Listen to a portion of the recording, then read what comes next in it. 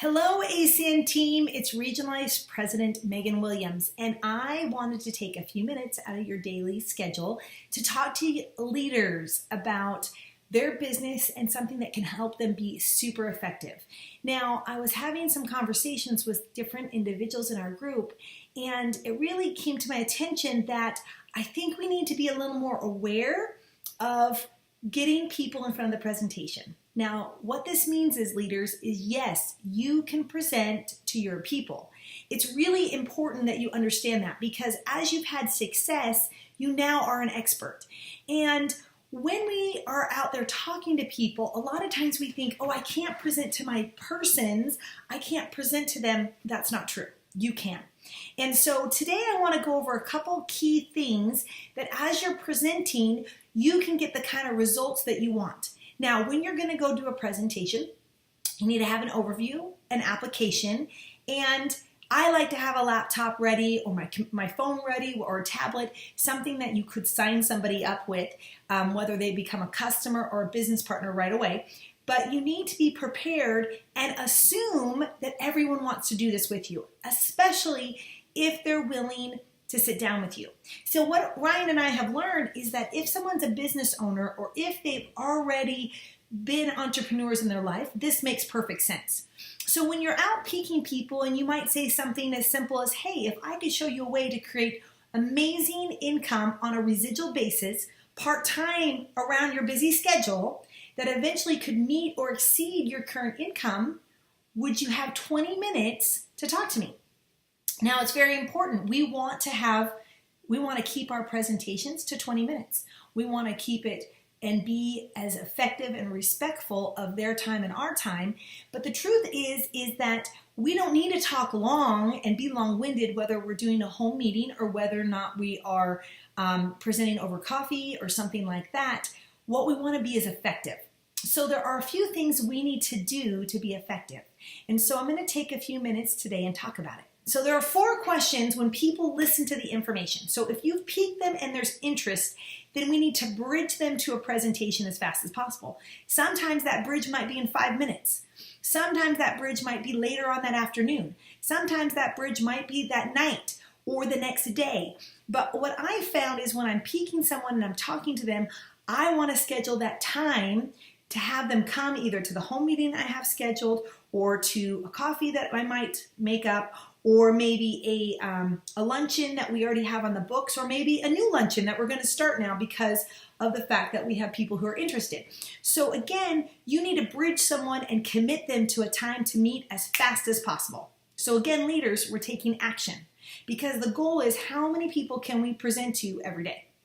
So now that we've got their interest, we're sitting down with them and we're talking to them. Again, keeping it really simple, there are 4 questions that everybody asks when we do a presentation.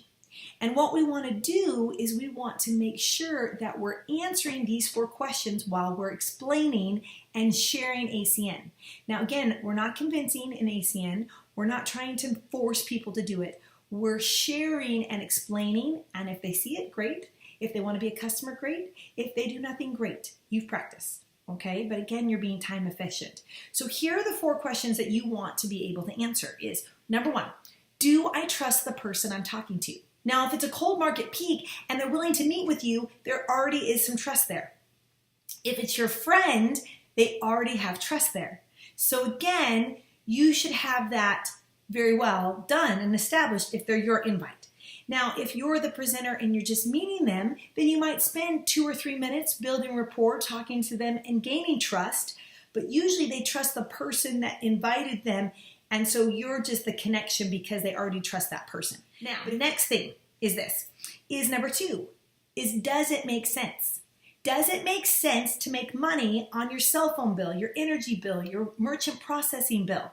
Does it make sense that we're already spending this money and now we can redirect it into our own pockets and through a referral system, collect customers and build a residual income? Does it make sense? So it's really important that we make sure that we cover, does it make sense?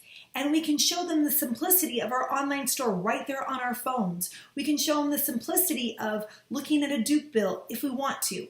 But again, everyone has a cell phone bill, everyone has an energy bill, and everybody swipes a credit card.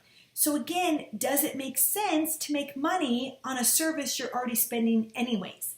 Turning a liability into an asset. Does that make sense?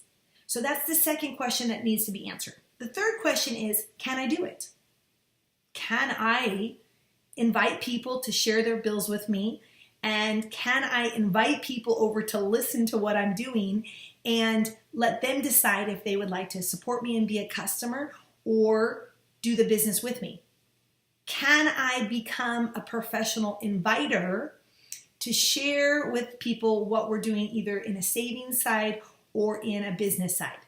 Could I do that? And you ask people that question, do you think you could share with people and invite them to see why you're so excited about this? So we want to ask that question in our different boxes when we're presenting. And the last thing we want to, really ask everyone is, will someone take a personal interest in my success? Now, this is where leaders, this is all up to you. This is you selling yourself to the people you talk to. Because you're the one driving the force and the ship. You're the one creating value to get people to sit down with you. You're the one who is the expert, and you have to be about other people. That's what this is. We can sign up a dozen people, but if we don't help them, then no one makes any money and nobody wins. But if you can explain that your goal is to create a huge customer base, is to help other people get time, money together, that we're all doing it around our busy schedules, but we can win together as a team, and that we provide support in either a Saturday training or webinars or, conference call trainings, whatever those things are, you offer that support. And even today I was working with an IBO looking at a service, and I told them, I'll go with you to go and do it the first time you set it up, because then you'll know the process and it will be much easier. So will there be someone who's going to help them? Now, if you're presenting to a cold market, you can tell them, listen, I don't care about the $4.99. Let's go show this to some people. I'll help you get some customers and people to see the business. They're going to love it. Because again, when you're doing a cold market, we can't always expect to get the money at the first day, and that's okay, but we want to show them that we're there and we're for real. If they've seen it a couple times, they're ready to sign up when they're ready to sign up. So again, but we have to show them we're ready to support them. So those are all really important things. Then, when we're running through the information, that's really all that matters.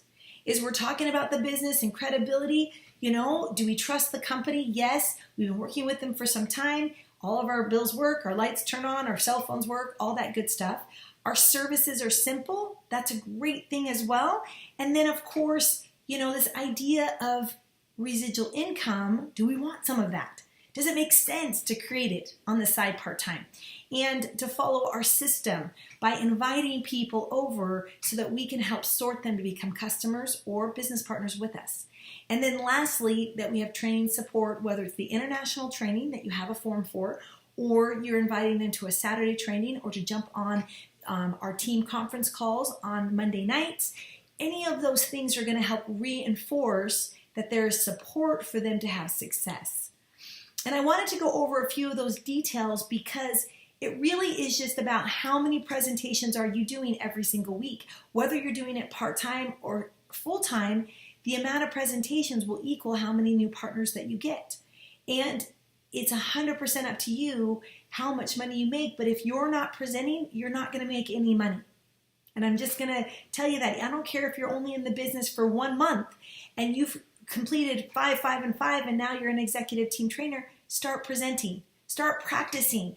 Share why you're excited. Go through these questions with them and show them how ACN can fit and how working together you can win. Because the faster that you present to other people, the better results you're going to get in ACN, because people are going to want to work with you. They're going to want to build a team with you because they see you doing it. And you guys, all of us, we want to do three-way calls and confirm how great it is to work with you, but you got to be out there working to get those results. So with that, let's schedule some presentations this week. email me back and tell me how many you're doing. And we can schedule webinars as well as second follow-ups after you've presented. We can always do three-way calls after you've presented. We can be on FaceTime at a home meeting, but we need to schedule those up so that we can work together. All right, thanks you guys. Have a great week, and I'll talk to you soon.